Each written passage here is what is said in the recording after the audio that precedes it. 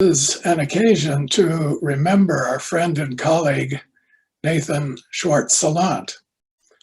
I'm Murray Stein, and I will introduce this event, which we're holding special honor of our friend Nathan, and hoping that we will remember him well as we think about him now, having lost him several months ago, sadly, surprisingly, and this has given us some time to reflect on what he has meant to us individually and what he has meant to the field of analytical psychology. I want to thank also Chiron Publications for making this possible. Nathan and I were partners. We founded together Chiron Publications in 1983, and we managed it and maintained it and acted as editors and publishers until we sold it to its present owners, Steve Buser and Len Cruz, in I think it was 2013 or 14.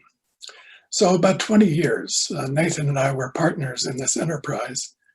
And we began it sitting at a table together in Santa Fe, New Mexico, I think it was 1982, and thinking about what we could do to increase the discussion of clinical issues in the field of analytical psychology, to take the direction of clinical reflections using the theory that we'd all learned in our training and in our reading, and bringing it into the field of practical work.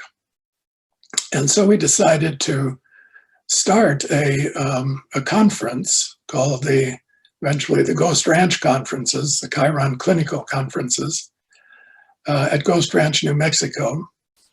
And in order to publish the papers, we decided to found a publishing company. So it was a limited partnership. We raised the amount of money we needed to get it going. It was housed in my office suite in Wilmette, Illinois. Nathan from New York and I managed it together, and we were on the phone practically every day, planning the Ghost Ranch conferences and then publishing the papers. And in total, we published 10 volumes of the Chiron clinical papers, which are still in print, and you can buy them from Chiron as you wish. I think they're very good papers, very important papers. And we were very pleased to be able to invite and host significant figures at that time in our field, international figures. Figures like Michael Fordham, who came to the Ghost Ranch Conference. Hans Diekmann, the president of the IAP at that time, and an analyst from Berlin. The Bartzes, Helmut Bartz and Eleanor Bartz. Helmut Bartz was the president of the Jung Institute in Zurich, Küsnacht. As well as notable American analysts like John Beebe, for instance, who will follow me today in this memorial to Nathan. I have to say that Nathan was an ideal partner. We never had a serious dispute or difference. If we had a difference, we could speak it through and work it through very easily. He was very cooperative. He did everything he promised to do from his perch in New York City. And we worked together a lot and under pretty stressful circumstances sometimes. But I really felt that he was an ideal partner. And I want to remember him as that. We published books together. We held conferences together. We visited each other in our homes, mine in Chicago, his in New York. And we became friends in the course of this time. at the conclusion of the Ghost Ranch conferences, and then with my moving to Switzerland in 2003 and Nathan's retirement to Maine shortly after, we weren't as much in contact, still occasionally, and always on a very friendly basis, and with soulful exchanges about what was going on in our lives, what we were experiencing. And both of us went through some very difficult times during that period with loss of family members and various conflicts that took place in the institutes and so on. But our personal bond never wavered. And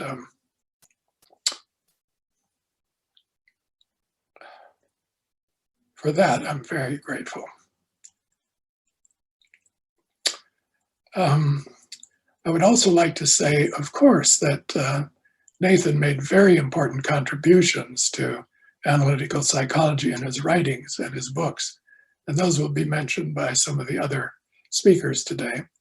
I won't take any time up with that, except to say that the one book that Chiron Publications is responsible for that I felt was especially significant was his book on the borderline personality, Vision and Healing. And Nathan had the capacity for getting inside the mind of a borderline patient and finding something of great value there, something that really was especially helpful to that patient, and helping them along their way. It was a special gift he had to imagine his way into very difficult mental states, and to find some clarity and guidance for the patient. I think that was his special gift. And that is written about in his book on the borderline personality. So with that, I would like to turn the microphone over to John Beebe, who will be the next person to remember Nathan. John? The person of Nathan is found in two places. One is in the voice of Nathan, which we're lucky enough to have, and I'll mention that more in a minute. And the other is in the writing of Nathan. And he was a wonderful writer. He was not just a good writer, he was a wonderful writer.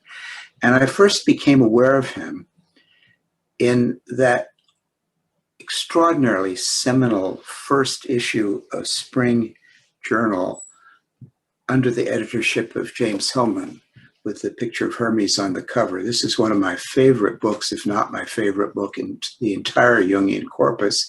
And in it is an amazing article by Nathan, in which he does the first good work on psychic energy since Jung's 1928 essay. And it's an extraordinary essay that perhaps only with his scientific background, I think he was basically interested in engineering, and so he'd be one of the few Jungian analysts who was on intimate terms with Faraday, for example, someone that people tend to forget, on the coupling of psychic entropy and neg entropy. And it really helped me enormously, because then as now, I've always been interested in how we access surplus knowledge, and I've been very interested in all the mantic procedures. And Nathan showed me a way to see that working with the I Ching or with a horoscope or any of the things that Jung is called an occultist for is actually a dialogic and relational experience that sets up its own field in which energy is both brought together and pulled apart again and then reassembled. It's a fascinating essay that gave me a lot of courage to continue to pay attention to how my energy changes in relation to the different ways I work with dreams and with synchronistic experiences, and above all, with procedures that allow us to process the tension between what we know and what we don't know. He later, of course, worked this out in his final book, the Order-Disorder Paradox, which I recommend to people to pay close attention to. But I still think that seminal essay is something that just has so much. So let me take one little paragraph from that. When the horoscope is used as a meditation glyph, we have location for any initial information or fantasy. That is, the houses of the horoscope for matters of physical life, or the planets if the mental quality is the job to be worked on. But immediately the mandala structure of the horoscope has oppositions and various correlates to the initial information. The horoscope may be seen as a structure that immediately impresses laws of association and opposition upon any single piece of information. The chain of associations is extensive but finite. It requires the synthesizing power of imagination, not of phenomenology pushed into a causal form. In this associational system, a continual synthesizing process takes place through imagination and metaphor. All the words one thinks up cannot replace the signs of the planets, nor can they explain the so-called square or trine aspects that planets, that is, psychic qualities, may make with one another. The entire process goes on in the circle of the horoscope. This structure accepts all new events. Further, the solution doesn't go beyond the horoscope itself. It is in this way we have presented the horoscope, a particular fantasy, a particular metaphorical formulation of the totality as extracted through the multitude of patterns within the basic pattern of the horoscope. The solution is a new way of saying something that was potentially always there, but that required a special combination of patterns to condense into a unifying image or fantasy. Well, that is really fantastic work. I mean, and that just went right to the center of my being.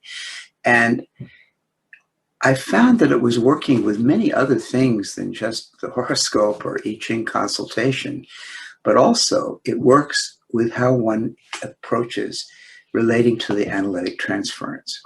And that's exactly what Nathan went on to do, and how he and I began to engage with each other personally at the amazing Ghost Ranch conferences. And of course, I'll never forget the very first one in which I wrote my own first paper on psychological types and was able to think of it as a way of structuring the analytic interaction, which has, and that wouldn't have happened without the invitation Murray and Nathan gave. And there he talked in a different way about something that, like many intuitive people, he was a little ahead of himself and he did not fully understand himself, and yet he had the courage to at least open it up. Archetypal factors underlying sexual acting out in the transference, countertransference process. And there he said something that no one else has managed to say, I think, in relation to this very painful subject that preoccupied Jungians and all psychotherapists for a long time, as we learned that we were no exception to the general rule that an intimate relationship-like analysis is fraught with all kinds of potential, as in any other relationship, with plenty of things to worry about. But he says at the end of that article, one last point, the kinship libido Jung regards as an instinct reaches beyond the individual psyche. It requires more than relationship among individuals. It requires community. It is probable that the energies of communitas will be safely and sanely approached only where a sense of community exists. Perhaps our imaginal encounters in therapy will release the communitas that will engender the community we need, which perhaps alone can level us all into brethren and stem the ugly tide of narcissistic power seeking. Perhaps this community will be able to nurture the soul in such a way that the sexual act can be seen against the background of the need for communitas as simply a foolish act. He was right on the edge of seeing something that we all found, that analytic practice cannot take place in the vacuum of the dyad. And that's why in the International Association for Analytical Psychology, one is a Jungian analyst as long as one belongs to the community of Jungian analysts. As far as the IAP is concerned, if you resign to have your private, you may be many things, but you're no longer an analyst. You're in relation to a community. Tragically, Nathan saw community in Eros terms. He didn't always understand the logos, and at a certain level, he himself didn't finally trust community when it was offered to him in a difficult situation. I don't blame him for that, because communities are often not to be trusted, and yet at the same time, I think it's a tragic failure. But that he knew it was important informs all of his work and on relationship, which continued to go on and to be quite important. And his work on the borderline personality is a nonpareil. I still depend upon it, and it has given me courage to stay in dialogue whenever borderline phenomena emerge between me and a client, that they are having the borderline experience along with me and that we can share it. So about Nathan's voice, we can still hear it, and we can still hear it in the most wonderful way. And I advise anyone listening to this to do so. There is online an ongoing blog podcast called Baker Street with Tom Pollard. And episode 25 is very easy to find, and it has Nathan himself went last year, 2019, talking about Donald Trump. And no one has talked about the relational field between Donald Trump and his so-called base better than Nathan. Not any commentator, and I, like everyone else, listen to 7 commentators a day to try to keep in touch with it and talk about it with my analyst patients daily on us keeping, how can these people, and Nathan says that Donald Trump is nothing other than the left foot of God, having stepped into our lives to force us to realize a dark side of the self. And so, he says, the reason people cannot let Donald Trump go is that they are Donald Trump, and that will go right on until America figures that out, whatever happens to him politically. And then he talks about what it might take. And of course, we're all hoping that perhaps in the lack of grace that Mr. Trump has shown in very recent weeks, maybe that left foot has stamped one time too often. But what a mind Nathan had. What an understanding of the paradox between order and disorder. And he lived that paradox, sometimes in tragic ways, but in his writing, rather triumphantly. So I want to thank him, and thank you for letting me talk about him. Well, thank you. John, you made me think of Rumpelstiltskin in that last image about Trump, and I can imagine how Nathan would have brought that to life. In my reflections on Nathan, I see 5 stages in my engagement with Nathan and the value and transformative quality of those. The first was around the Ghost Ranch conferences. I was just at the very beginnings of my own analytic training as that set of conferences was launched. And in fact, I was living in Texas at the time. So a group of us were able to drive over to Ghost Ranch for the conferences. And that's where I first met Nathan. And I was so struck at the time because it was a novel invention at the time, I believe, that he and Marie put together, of these pre-conference events where people would begin to have these more sort of in-depth engagements, or something of a ritual quality, that then carried over into the feeling tone of the conferences themselves, that really made a network and connectedness. And I remember getting to know him at that level as a kind of starting places.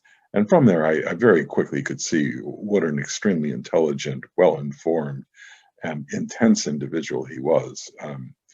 His ability to bring the imagination alive was really spectacular.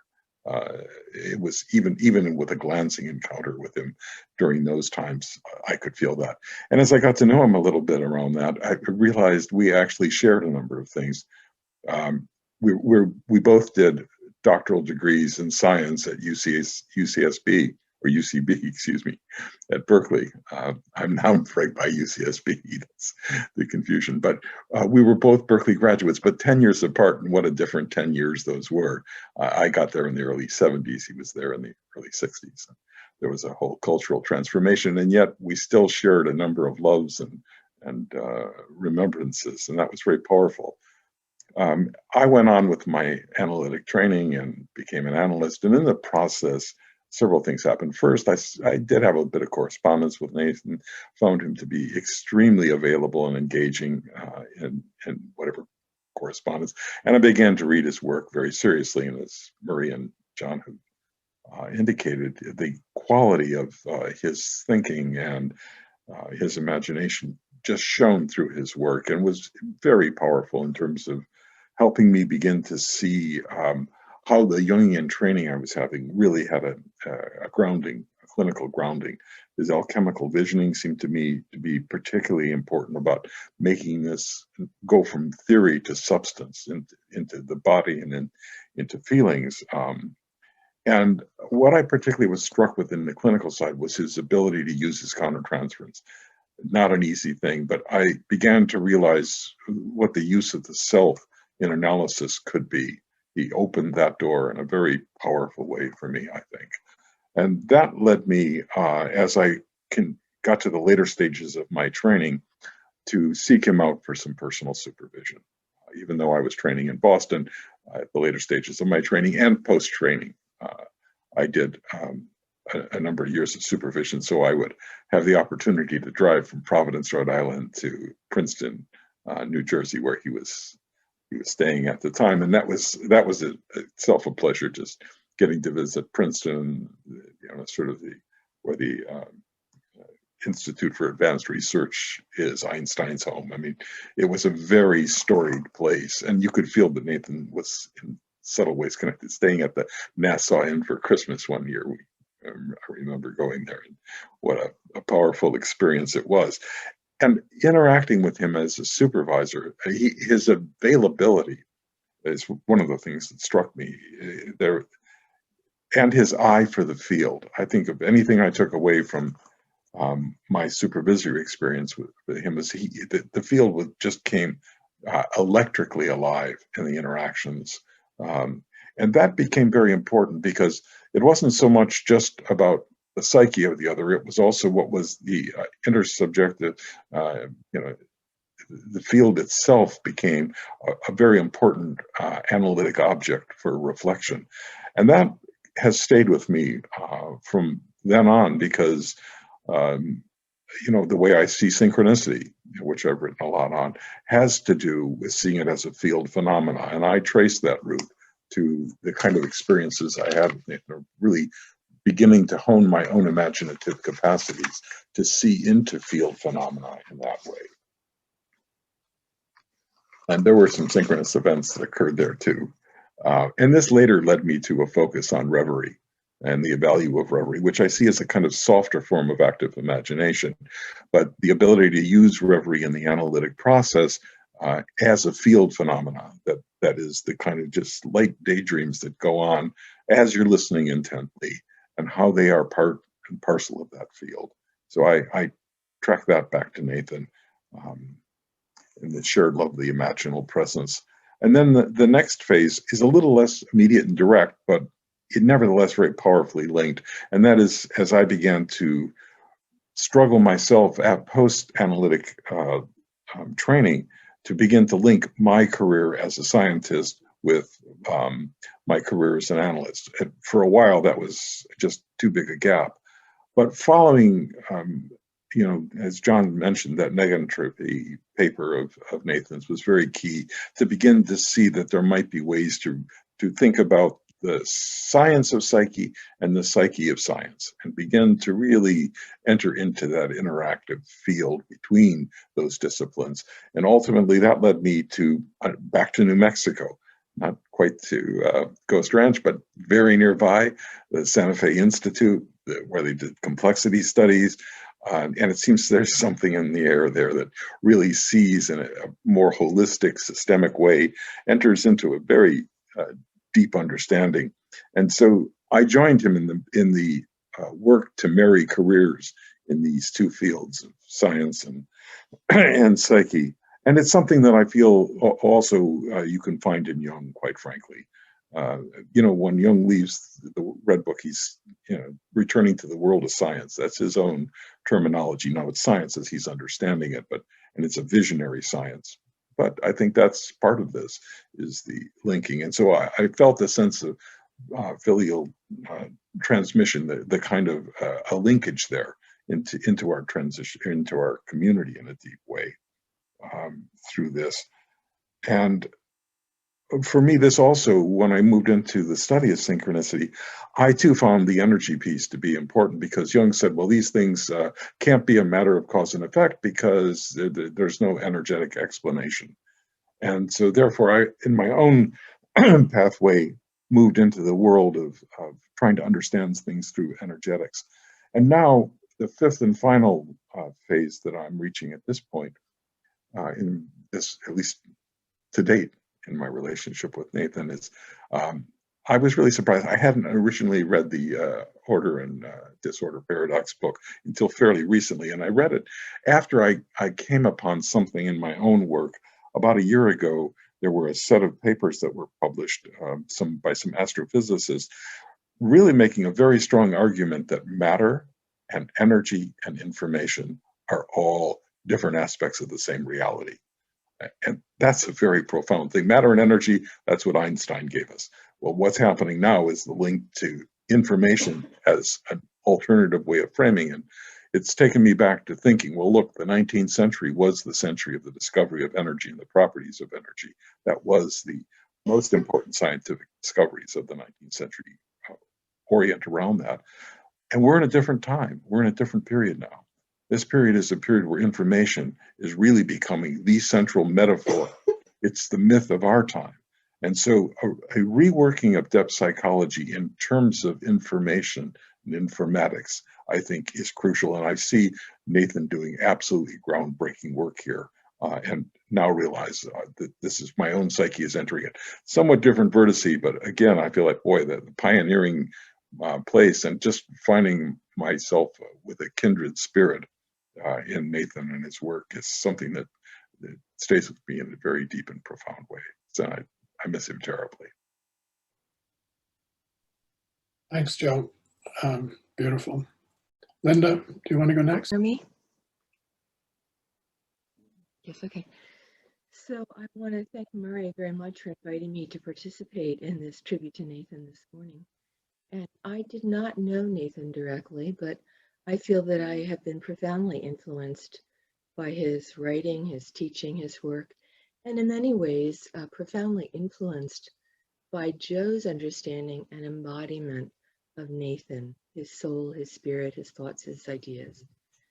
And I feel that there's a kind of human connection that can happen that gets transmitted generation to generation, not just in the content of writings from earlier analysts and thinkers, but also through embodied communications in the nonverbal implicit domain through voice, tone, movement, gesture, and so forth, so that I think I have gotten a very good sense of Nathan via Joe.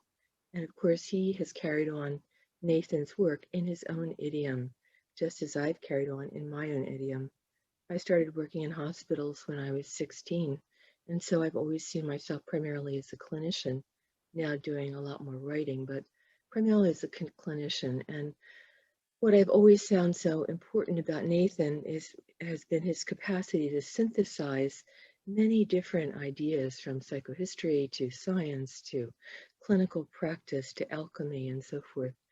And I find that really remarkable and quite profound. And so, of course, listening to all of you, I've shifted what I had originally intended to say, and I've gone back to a definition from Harold Bloom, the meaning of influence as it was first understood, I think, in the 1300s, time when alchemy was at a peak, probably. But Harold Bloom offers a really interesting definition of influence. I'd like to just read it here briefly. The lyric critic Harold Bloom tells us in his well-known book, The Anxiety of Influence, first published in 1973, that the early root of influence has to do with inflow and its prime meaning of an emotion or force coming in upon mankind from the stars. As first used, Bloom says, to be influenced meant to receive an eternal fluid flowing upon one from the stars, a fluid that affected one's character and destiny, and that a power, both divine and moral, later simply a secret power, exercised itself in defiance of all that had seemed voluntary in one.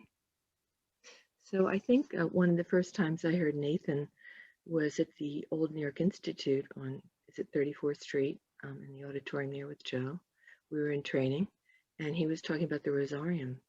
And I've been thinking a lot about the Rosarium and the field of bidirectional influence between Sol and Luna. And a student challenged me recently, and she said, well, we see the stars and the dove above, but what's happening from below? So my interest area has been in infant research and its applications to adult treatment. And so I think what I'm interested in is the microcosmic view of bidirectional influence within relationship, and in the macrocosmic view that Jung offers through mythology, story, image, and so forth. And I think Nathan had an unusual capacity to bring together both the microcosmic and macrocosmic in ways that have been enormously useful to many generations of analysts and therapists going forward. And I'm very grateful for that. Today I'm reflecting on the life and contributions of Nathan. And I've heard him speak many times, as I said, but what I remember most in many ways are our trips to Princeton in the early to mid 90s. Joe had finished training and I was still in training. And I grew up only an hour from Princeton and had visited there many times. I had friends from high school and college who went there, but the experience with Joe and those adventures with Nathan somehow as glue in the background had a profound impact on my life and was very meaningful. And in fact, we loved that area so much that Jen noted earlier, we spent one Christmas at the Nassau Inn. Before that, we didn't have any money, so we were always trying to find the cheapest hotels and motels in the area, but the Nassau Inn was a whole other story. But somehow those trips, we talked about Nathan, our work, we were new, we were excited about life and very hopeful. And little could we imagine how life could be complicated and difficult and the suffering that would ensue for all of us, leading to this time of pandemic, lockdown, complicated politics, and a world in crisis and terrible turmoil.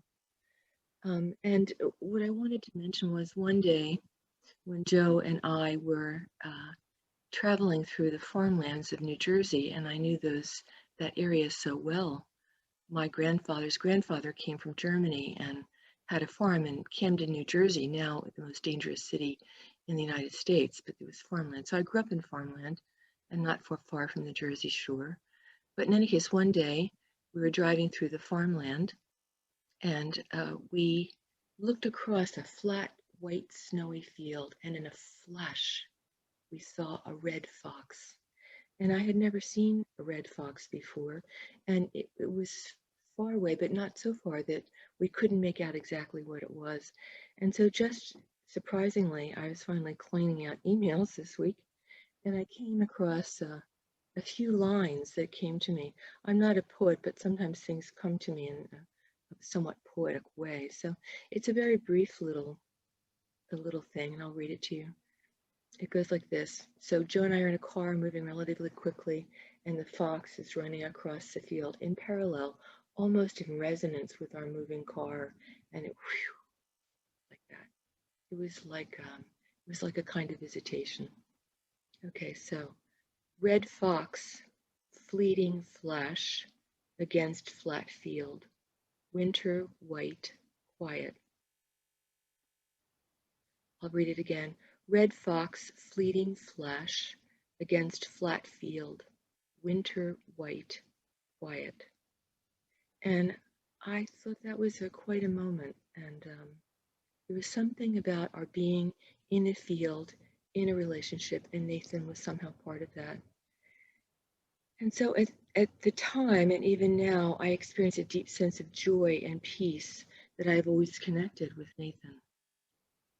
Neither the individual self nor the world soul is to be found in only one position or the other, but in the spaces in between, in the gaps, the voids, the unknowns. It is here where creativity can find voice and become manifest. It is here where one alone can wait bravely for the coming together of multiple influences that surround each separate individual. Movement in the space between opens possibilities for new syntheses and innovations that are life-changing. The focus should not be on one pole or the other, but on doing nothing. Put another way, from the Chinese perspective of Wu Wei, is defined as effortless action. In other words, a state of action through non-action.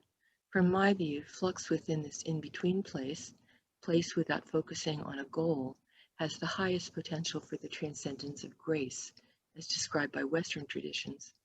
It is the ideal place for meaningful interaction and analysis, or for discovering one's own creative sparks. Jung said that nothing is easier than to play at ambiguity, and nothing is more difficult than to live ambiguity. Even though holding such tensions can be a demand, it is by doing so that a creative space in between emerges.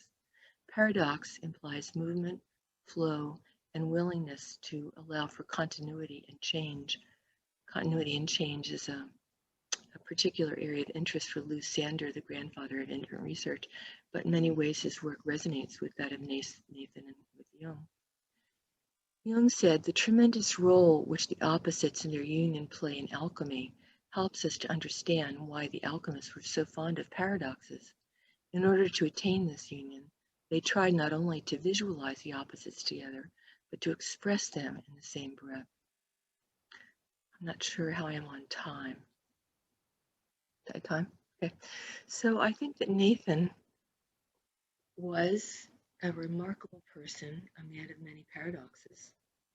And I am profoundly grateful for all that he has offered in so many ways. And I have been writing about paradox myself for the last several years, stimulated by working with the Chinese, who have had great difficulty in learning how to play with their children for many complicated reasons. So I've been researching paradox play and so forth. And so I was quite delighted to find Nathan's most recent book on paradox. And I've read it with great fascination and interest. And I'm always amazed by, again, his ability to bring together so many threads in well-written, creative, and moving ways. And his profound honesty in that book I also have deeply appreciated. So I find it really moving in profound ways that this final book, it sounds like it was in him for his whole career, really. It's such a wonderful tribute. In a way, he's written his own memorial with this beautiful book on paradox. And so I'm a voice from the margins. And so through Nathan to Joe to me, and I have my own way, and it gets passed along. And in a way, we know from neuroscience that trauma is conveyed generation to generation epigenetically. But I think also meaningful, positive experiences are transmitted. And I'm grateful for the voice, the emotions, the feeling, the sense of what Nathan's creativity was about is a part of me, and it continues on to the people around me and to my patients as well. So I'm very grateful, and many thanks, Murray, for including me in this morning's tribute. Thanks. Thank you, Linda. Beautiful tribute. Monica, would you like to take the microphone now? I'll give it a try.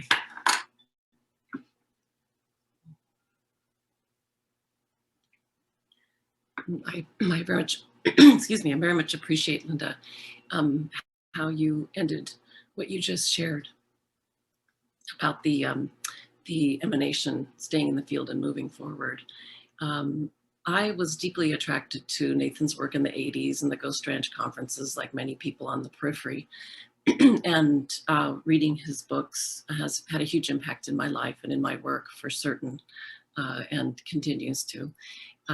Joe, I appreciated what you went through about the different eras and moments in time and derivations of the way your connection with Nathan has gone on. I find that a helpful way to be with it myself as well.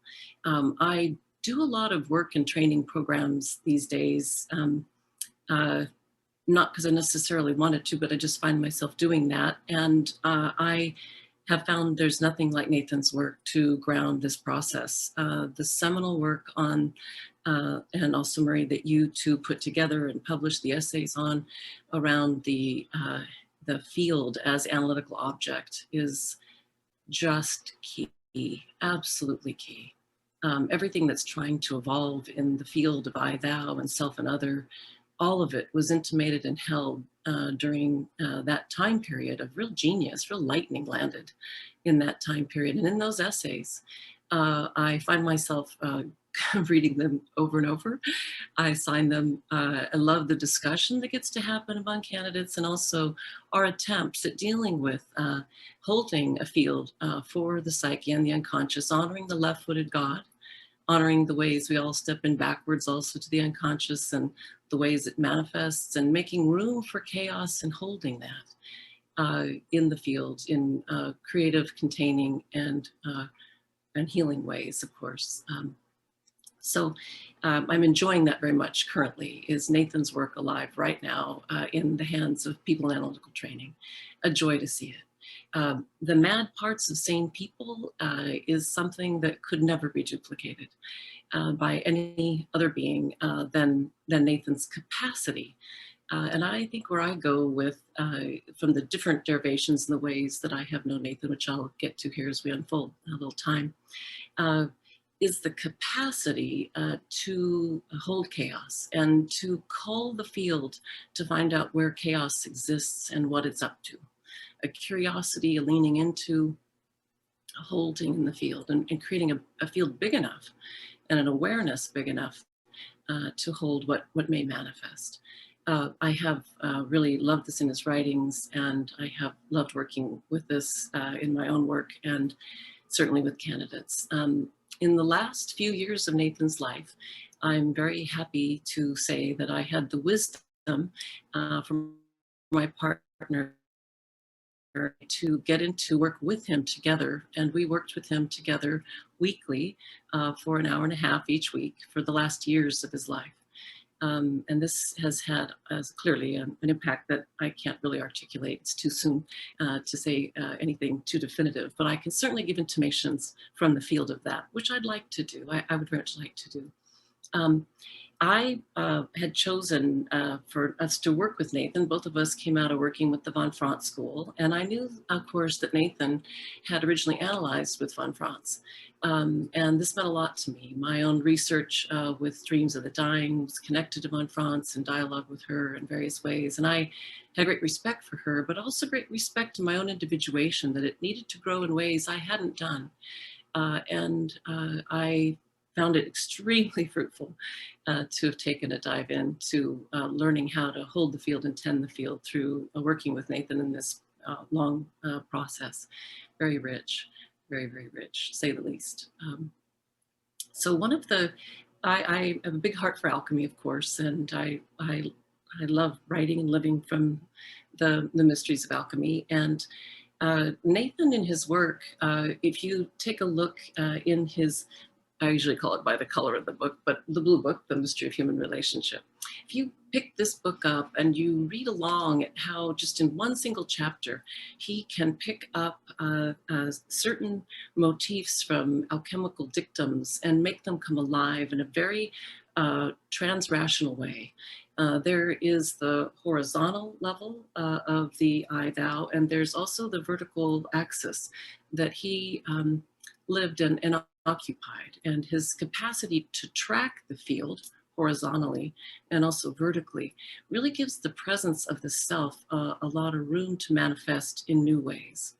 And the courage that Nathan had for dealing with pieces of identity that become stuck or fixed, over-identification with persona, prestige, power, whatever constellation it might be of defense structures. We all know he was a complete genius at this. And that was very clear also in working with him. I very much felt that. And a piece that I will always owe to Nathan is that he caught in his writing and personally, interpersonally, he could catch where fusion and fission both needed to become clearer. The forces of fusion and fission, both in science and in the psyche and in the self and interpersonal fields, and in also intrapsychic fields between an individual and the relationship to the greater self. It was not an intellectual capacity that was so exquisite to witness in him from my point of view, but a felt sense. He has really left an imprint on me around felt sense. And one of the pieces of that is that in his life, he seemed to move from the transcendent and the transcendent function really to the immanent, very distinctly to the presence of the many-dimensional self that resides in present moment and embodied, and how to give it more of a life, and how the ego can live in relation to it more moment to moment, day to day. This I found extraordinary in the last months of his life. I do want to mention a playful and funny interaction that he and I had that I think speaks a lot to this. When his wife died the year before he died, he let his analytical clients know that he was taking a month off for the death of his wife and more. And I had a felt sense in the field that Nathan might not be long after. And I tried to talk to him about it, which was an interesting interaction because he didn't really want to talk about it. And why would he? Of course, as we can imagine, deeply held, but nonetheless, the field's the field. And it was very clear to me that this was getting very present in the field about his coming departure. So the last moment of contact that I had with him delights me to no end. And I want to just mention it because I think it brings a poignant side of him very alive. So I got to where I totally understood he didn't want to talk about the fact that this felt like it was very much in the field. And I also was very clear that I had to honor it somehow.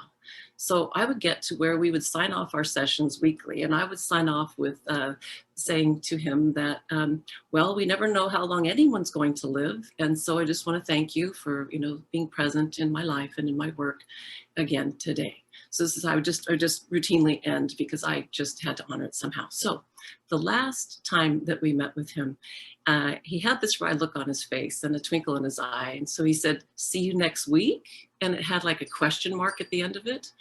And my partner and I responded in our own ways. And then I said something to him about that. I knew that he was in good hands. And he said, "I do have very substantial angels." And I said back, "Yes, you do, Nathan. You have extremely substantial angels." And that was the last exchange that we had. And it was no surprise to find out that he had died when I found out. it wasn't a surprise to know. The dreams and such carried the process through, and it was very touching. But how much, he wanted to interact with anyone who worked with him around his own reality. You could so appreciate the privacy and the difficulty also of there he was with us. Now, later on, when I talked to his son, Joe, in some warm ways since Nathan's death, this was true of Nathan in general, not specific to me. Joe also has spoken to the fact of how his father didn't want to have to deal with the reality of death. Now, why am I, with time to talk about Nathan, talking about this? Partly because it was a point of tremendous differentiation between the two of us. My whole life, my work's been on death and dreams, and it's been dealing with the borderland of death and life. And I teach on conscious dying. I work with this routinely. The contrast of that work in my life and the way Nathan wanted to handle his own departure ended up being a very striking and beautiful note to me. Also of permanence, impermanence, and we get to write our way out any way we decide to, and not according to, of course, also the ways that I have worked with people around death and dying. So it provided a sense of Hermes humor in the field to me that I've also appreciated.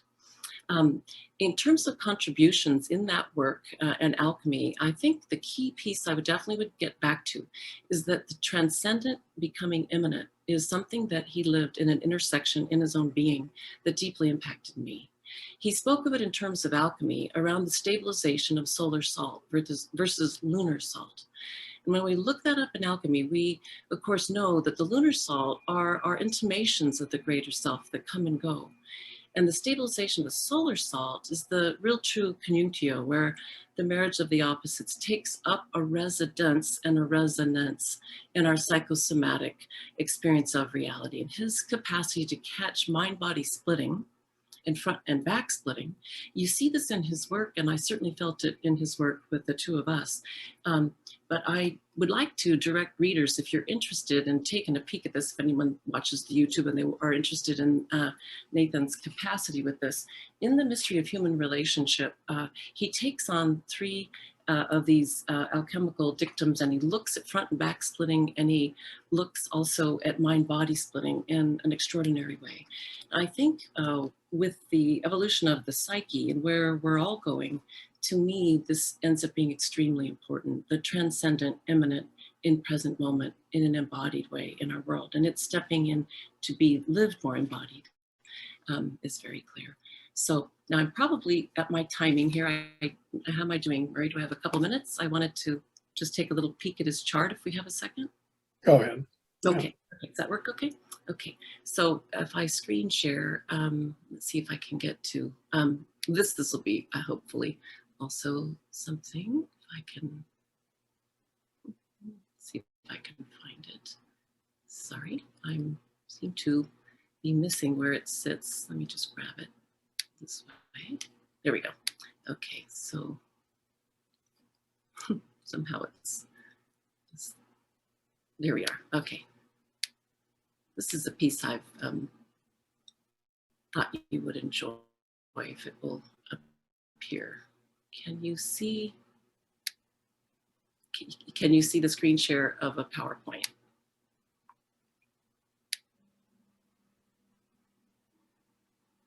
Can you see that? I'm not sure if you can. Yes. Okay, good, great. This changes everything. Yeah. Yeah, perfect. Okay, thank you. So Tom and I decided to send Nathan this after we began working with him because we could feel the visionary field completely morphing and changing in ways that really needed to happen. We're so grateful for it. So we sent him this joke. It was very sweet. It's an image, of course, of Cupid with his bow and arrow put down in the eye doctor's place here, trying on new glasses and saying, oh my God, this changes everything. So the point of view, obviously, Cupid himself, love itself changing. And so we thought this was a great piece to send him. And we did. The reason I'm showing it to you now is Nathan's response back, which was so classically Nathan. He said, which one am I? Which one am I?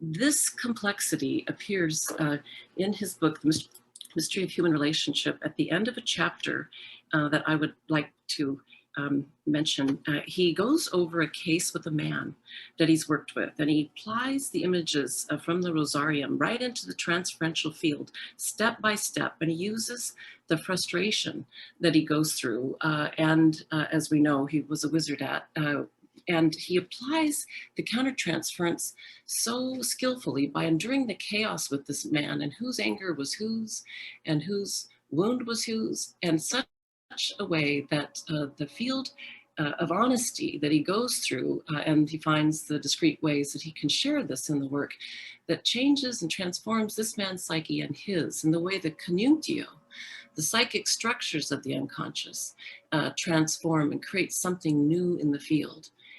Nathan's capacity for the I, thou, and the who's who is something I don't think we'll meet again. How could we? How could we? It's such a central part of his genius, which of course we know he had to suffer for as well. Now I'd like to just close my piece. I think we have to, can you do this quickly? Yeah, I'm just going to take 2 minutes and then I'll be at 2 seconds and I'll be done. I just wanted to share his chart a second for us to see the courage and generosity of spirit that appears with the Leo rising. Leo rising, Mars on the ascendant, Sun on the ascendant. The warmth, generosity, and courage that was in the field with him obviously was deep, but it's the Pluto in the 12th house that I wanted to give real consideration to. Anytime a soul has Pluto in the 12th, and especially opposite the moon, the depth of what one is working to transform is profoundly deep, personally, collectively, archetypally. And how much he worked with and suffered that moon Pluto in his writing, in his work, the I, thou, that was in his work in a grounded way, we clearly know. And his death happened when these planets went over the moon, the Saturn, Jupiter, Pluto constellation set on the moon. It became too much, obviously, for the physical body to endure any longer. And last moment here would just be honoring the Uranus, the strong Uranus in the 10th, of a unique soul who would have to radically go his own way in all kinds of ways and bear the radical insight. So anyway, I just wanted to share this as a closing piece on mine to also the complexity of the archetypes he carried. Thank you. Thank you, Monica. So much to think about and digest.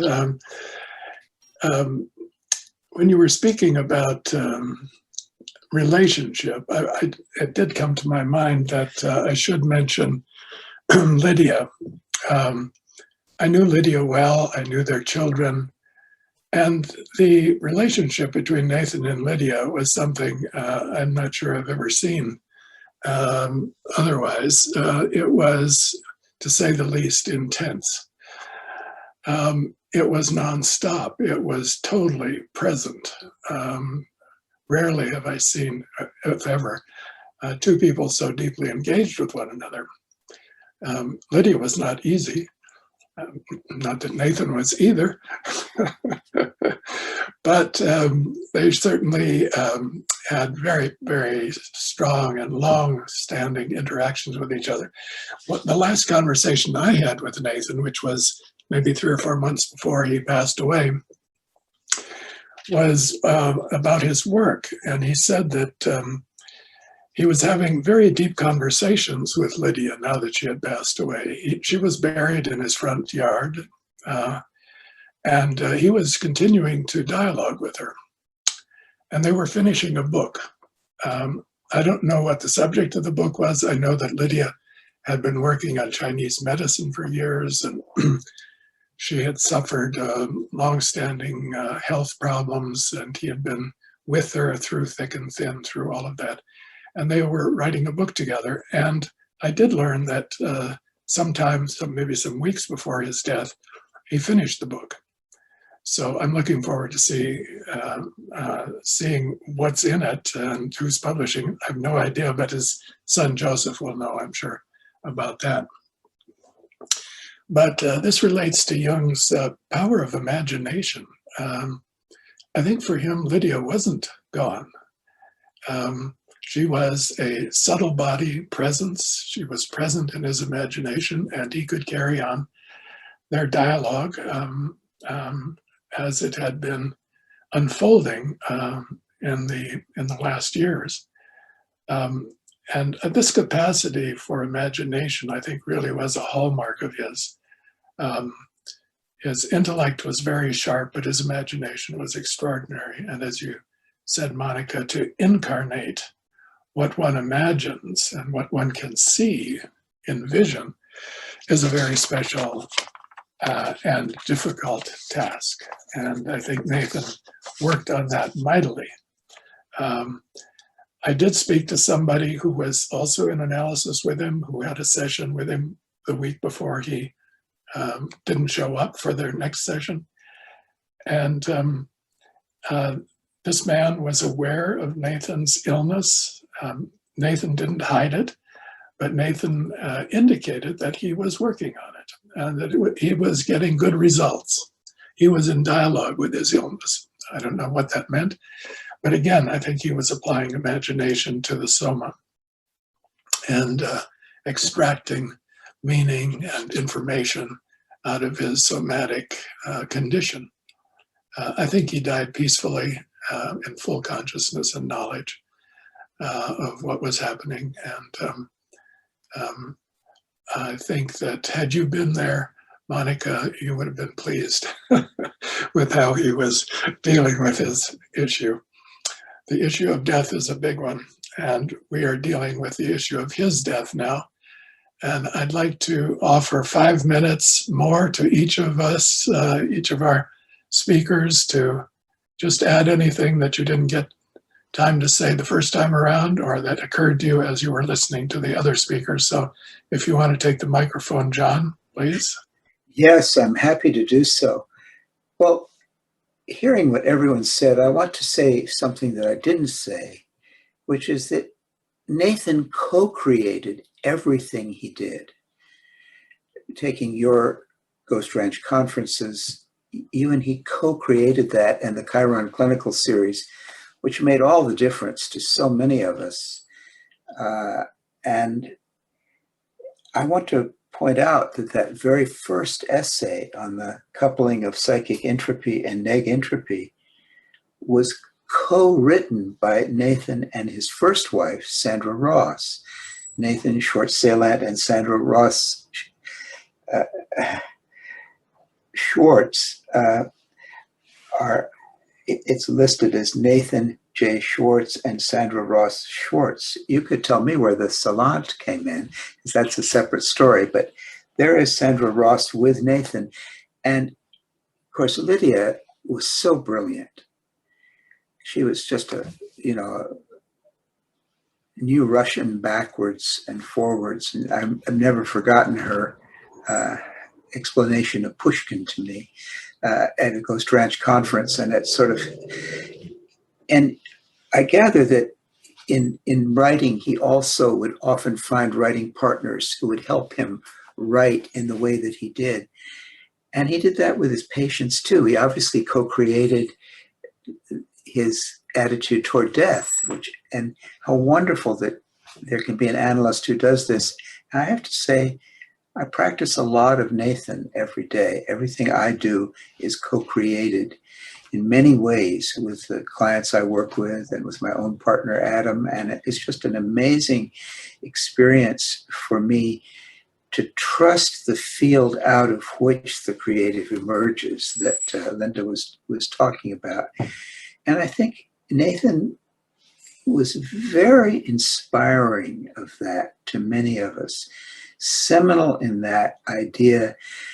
Fordham was talking about interaction, but he was one of the most schizoid people who ever lived in a certain way. And here, and Jung really, it was a yes and no. It was sort of the one-man band of sharing all the things that were happening. But with Nathan, it was a true co-creation. And I think that's enormously important to the vitality of analysis, that if an analysis works, it's because whatever the work is, the opus is truly co-created. Jung is getting at that in alchemy, but Nathan did live that, and he lived it in a very vigorous way right to the very end. Thanks so much, John. Joe, do you want to add something? Sure. Please. It was very moving to hear everyone with the different memories and recollections, personal, clinical, theoretical, the sense of the whole person and how he emerged. And it made me just want to bring in one or two other, I thought, key texts of his that first book on narcissism, where he creates a vision for us of how to work with what might be very difficult patients and how it's at the heart of the field, and creating an archetypal vision in which to understand that in a much deeper way than just a simple, straightforward amplification. And then I loved what Monica was saying. I remember about the splittings, the front, back, top, down. His playing with the kind of fragmentation, dissociation, sort of classical psychoanalytic mechanisms, and really giving them a three-dimensional imagination. And we just get that feeling of his spatial capacities there in the inner world. And the last thing I was thinking about that I'll just add was in terms of the order disorder, how key that was for him and how that key that's been for me. I mean, I frame it in complexity. He framed it in this paradox. And again, with Jung in the Red Book, there is a piece where he's talking about the divine child as the product of the marriage of order and disorder. It's one of the key things. And so the way in which this being at that edge, being able to stay near that edge, creates that bridge to the transcendent and allows it a place for incarnation that many of us have been talking about. I mean, that's the kind of deeper holistic memory I think he creates for me. It isn't about remembering this text or that quote or even that experience, but more with the entire gestalt that he represented that speaks to his deep uniqueness and the encouragement of that uniqueness in each and every one of us. That's very much a part of his legacy. And so in some way, he's still in my own inner dialogues. He can be a teacher at times that I find great guidance from. Yeah, he's still with us. Okay, thanks, Joe. Linda, would you like to add something? I think that Nathan had a remarkable ability to work so creatively with amplification and active imagination. And it's only as I've gotten older that I really appreciate the profundity of these methods that Jung brought forward. And something what you were saying, Murray, made me think about, recently I've been thinking about active imagination really as a profound form of empathy. Empathy for oneself, one's own inner characters, and empathy with outer others. And also art and empathy are intricately intertwined, and there's a whole history about aesthetics and art and empathy we don't have time to go into.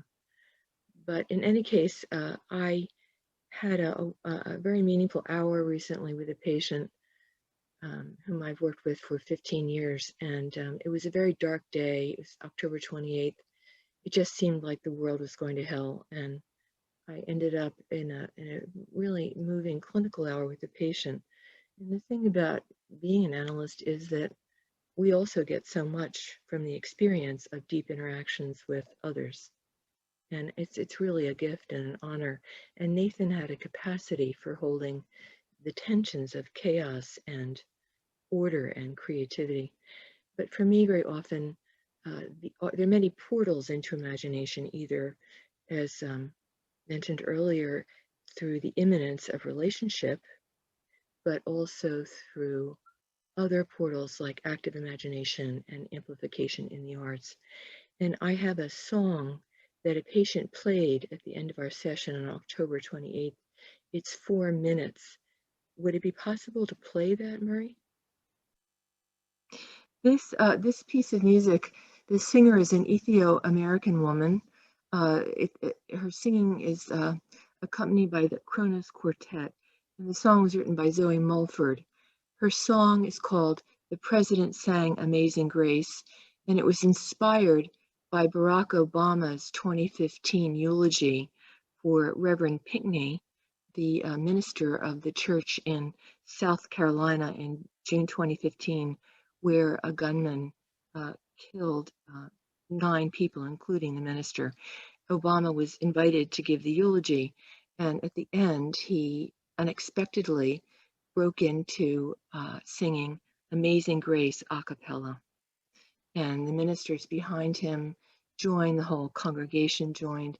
And so it moved between profound grief to a moment of profound hope.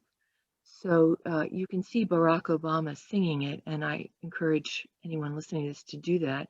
But I want to play for you the piece that Zoe Mulford was inspired to put together. So the link, here it is. Have you gotten it, John? Imagine this came at the end of the session. The patient was talking about nostalgia and about selling a much-loved place as part of retirement that had been a secure base for her.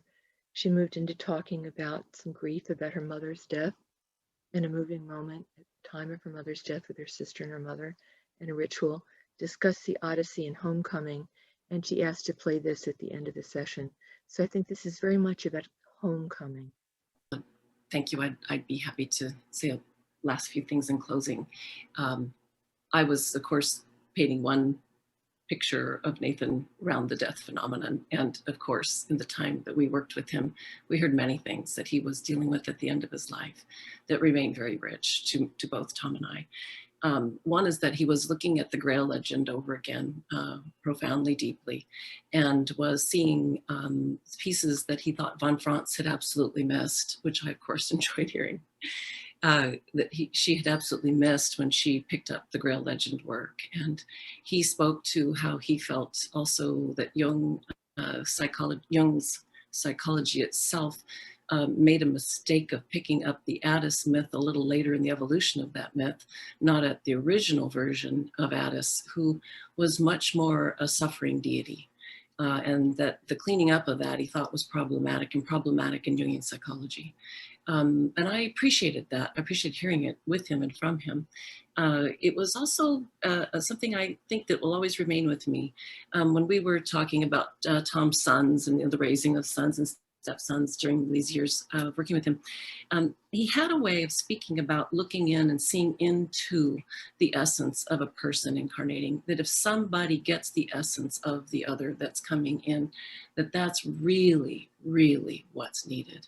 And then he, of course, as we know, his work with the projective identification, I don't think we'll get a wizard as strong as his writings are on that. His original essay that he wrote on the archetypal foundations of projective identification that tracks it through the Freudian and Jungian worlds, it's so extraordinary.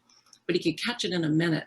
He could catch it in a second, in a nanosecond, also working with stepsons around the recognizing of essence. And I couldn't help but hear an echo back to, like, who in Nathan's life, it wouldn't have been me, I worked with him, it wouldn't have been me, but who in Nathan's life got Nathan and saw into the suffering God, and how much of the chthonic underworld he knew, held, and experienced.